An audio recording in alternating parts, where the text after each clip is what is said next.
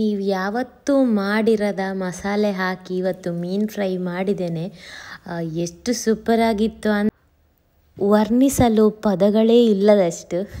ಇವತ್ತು ಯಜಮಾನ್ರು 1 kg ಬಂಗುಡೆ ತಂದಿದ್ದರು. ನಮ್ಮ ಮನೆಯಲ್ಲಿ ಬಂಗುಡೆ ಮೀನು ಮಾತ್ರ ಇಷ್ಟಪಟ್ಟು ತಿನ್ನೋದು, ಬೇರೆ ಎಲ್ಲ ಮೀನು ಸ್ವಲ್ಪ ಕಷ್ಟದಲ್ಲೇ ತಿನ್ನೋದು. ಹಾಗೆ ಬಂಗುಡೆಯಲ್ಲೇ ಏನಾದರೂ ಸ್ಪೆಷಲ್ ನಾನು ಮಾಡಿ ಕೊಡಬೇಕಾಗ್ತದೆ. ಹಾಗೆ ನನ್ನ ಮಗ ಹೇಳಿದ ಇವತ್ತು ಕೂಡ ಏನಾದರೂ ಸ್ಪೆಷಲ್ ಮಾಡಿ, ಬರೇ ಫ್ರೈ ಮಾಡಬೇಡಿ ಅಮ್ಮ ಅಂತ. ಹಾಗಾಗಿ ಎಂತ ಮಾಡೋದು ಅಂತ ಯೋಚಿಸುವಾಗ ನನಗೊಂದು ರೆಸಿಪಿ ನೆನಪಾಯಿತು. ಸೊ ಮಸಾಲೆ ಕೂಡ ಸ್ವಲ್ಪ ಡಿಫ್ರೆಂಟ್ ಅಂತಲೇ ಹೇಳ್ಬೋದು ಇದಕ್ಕೆ.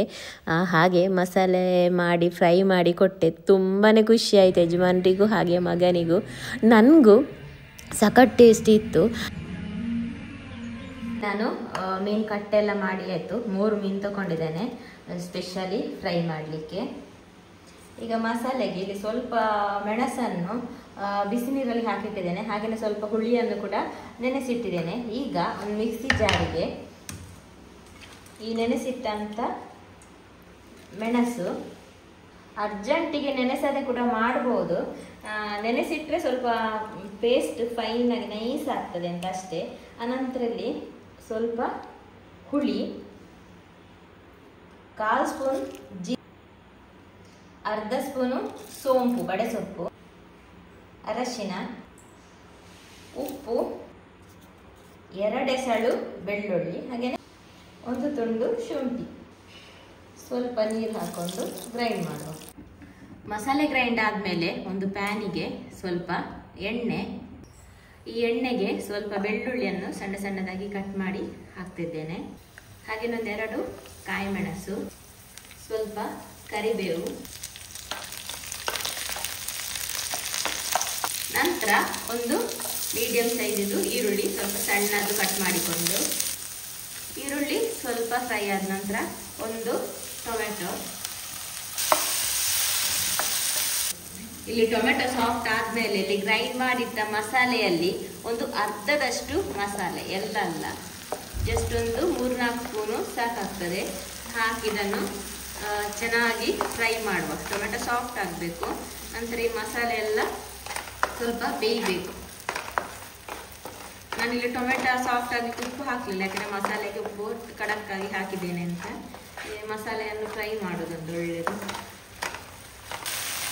ಸ್ವಲ್ಪ ನೀರು ಹಾಕ್ಕೊಂಡು ಮಸಾಲೆ ಬೇಯಬೇಕು, ಆನಂತರ ಗಟ್ಟಿ ಆಗಬೇಕು, ಇಲ್ಲಾಂದರೆ ಮಸಾಲೆ ಬೇಯುವುದಿಲ್ಲ.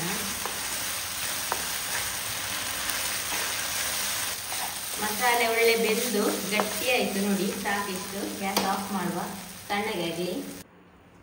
ಈಗ ಇಲ್ಲಿ ಈ ಮೀನನ್ನು ಈ ರೀತಿ ಮಧ್ಯದಿಂದ ಭಾಗ ಮಾಡಿಕೊಳ್ಬೇಕು.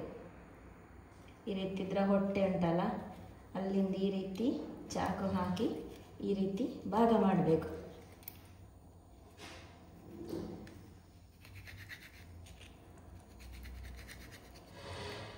ಅಭ್ಯಾಸ ಇಲ್ಲದವರು ಕೈ ಸ್ವಲ್ಪ ಜಾಗ್ರತೆ. ಚೂರಿ ತುಂಬ ಹರಿತಾ ಇದ್ದರೆ ಸೀದಾ ಕೈಯನ್ನೇ ಭಾಗ ಮಾಡ್ಬೋದು. ಇಲ್ಲಿ ಒಂದು ಈ ರೀತಿ ಕಟ್ಸ್ ಹಾಕಿದರೆ ಮತ್ತೆ ಅದು ಈಸಿಯಾಗಿ ಭಾಗವಾಗ್ತದೆ ನೋಡಿ.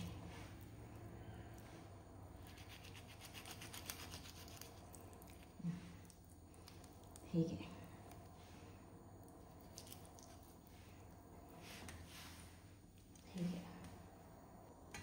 ಈಗ ಮೀನನ್ನು ನೋಡಿ ಕಟ್ ಮಾಡಿ ಭಾಗ ಮಾಡಿ ಆಯಿತು. ಹೀಗೆ ಈಗ ಒಂದು ಪ್ಲೇಟಿಗೆ ಗ್ರೈಂಡ್ ಮಾಡಿಟ್ಟ ಮಸಾಲೆಯಲ್ಲಿ ಉಳಿದಿದೆಲ್ಲ ಆ ಮಸಾಲೆಯನ್ನು ಈ ಪ್ಲೇಟಿಗೆ ಹಾಕುವ.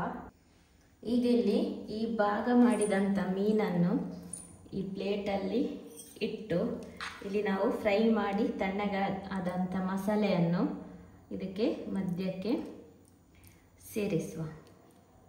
ಫುಲ್ ಸ್ಪ್ರೆಡ್ ಮಾಡುವ.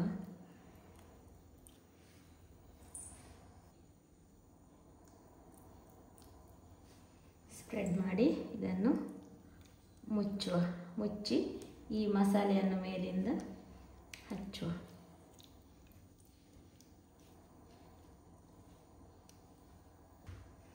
ಹಾಗೆಯೇ ಎಲ್ಲವನ್ನು ಮಾಡುವ.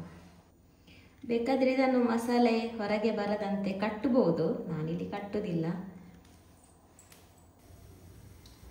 ಇನ್ನಿದನ್ನು ಮ್ಯಾರಿನೇಟ್ ಮಾಡಿ ಇಡ್ಬೇಕಂತ ಏನಿಲ್ಲ, ಯಾಕೆಂದ್ರೆ ಒಳಗಡೆ ಇರುವ ಮಸಾಲೆಯಿಂದಲೂ ಉಪ್ಪು ಖಾರ ಹೇಳ್ಕೊಳ್ತದೆ. ಹೊರಗಡೆನೂ ಮಸಾಲೆ ಇದೆ, ಬೇಕಾದ್ರೆ ಇಡ್ಬೋದು, ಬೇಡ ಅಂದ್ರೆ ತಕ್ಷಣ ಕೂಡ ಇದನ್ನು ಫ್ರೈ ಮಾಡ್ಬೋದು. ನಾನಿಲ್ಲಿ ತಕ್ಷಣನೇ ಫ್ರೈ ಮಾಡ್ತಿದ್ದೇನೆ, ಮ್ಯಾರಿನೇಟ್ ಮಾಡಿ ಇಡುವುದಿಲ್ಲ.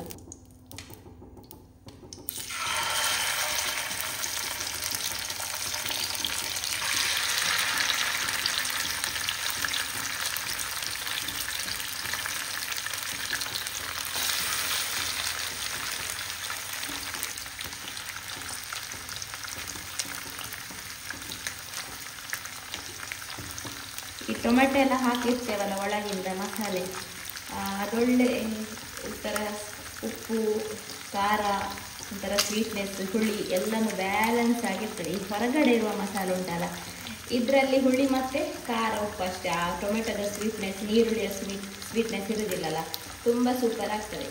ಇದು ನಿಧಾನಕ್ಕೆ ಫ್ರೈ ಆಗಲಿ, 2 ಸೈಡ್ ಕೂಡ ಫ್ರೈ ಮಾಡಿದರೆ ಆಯಿತು. ಒಂದು ಸೈಡ್ ಫ್ರೈ ಆದಮೇಲೆ ಟರ್ನ್ ಮಾಡಿ ಹಾಕಿ, 2 ಸ್ಪೂನಿನ ಸಹಾಯದಿಂದ ಟರ್ನ್ ಮಾಡಿ ಹಾಕಬೇಕು.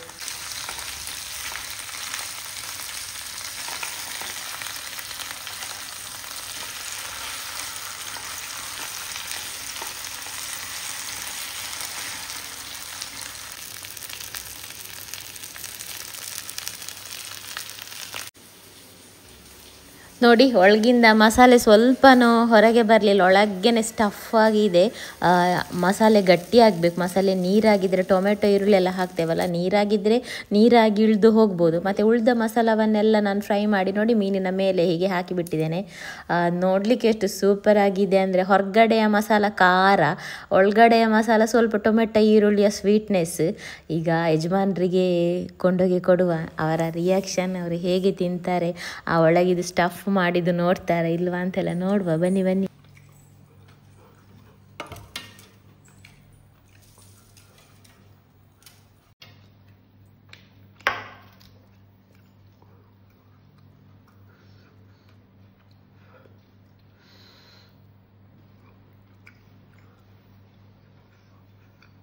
ಒಳಗೆ ಕೂಡ ಮಸಾಲೆ ಉಂಟು,